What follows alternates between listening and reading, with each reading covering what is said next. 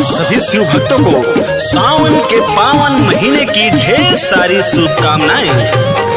अवध के सुप्रसिद्ध लोकप्रिय गायक रवि भट्टदेवा जी सावन महीने के शुभ अवसर पर अवधी गीत गहनागन धाम बाबा के श्री चरणों में समर्पित करते हैं। हर हर महादेव।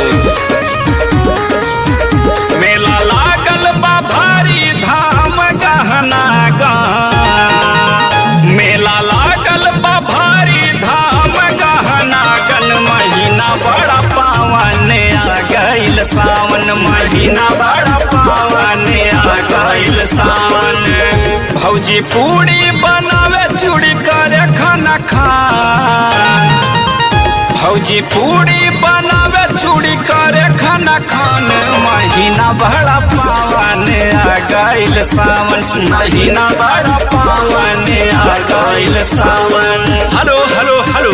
मेले में आए हुए समस्त श्रद्धालुओं को हर साल की भांति इस साल भी हार्दिक स्वागत अभिनंदन। शांति व्यवस्था बनाए रखें, साफ सफाई पर विशेष ध्यान, अपने सामान की सुरक्षा स्वयं करें। धन्यवाद। जय नाग देवता।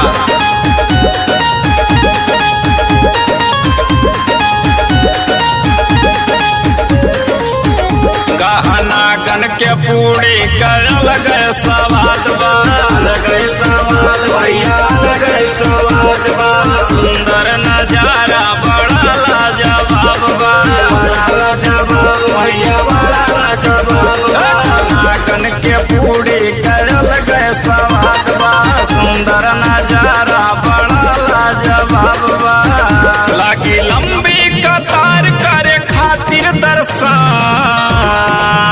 लागी लंबी कतार करे खातिर दर्शन, महीना बड़ा पावन आ गइल सावन, महीना बड़ा पावन आ गइल सावन। Hello hello hello.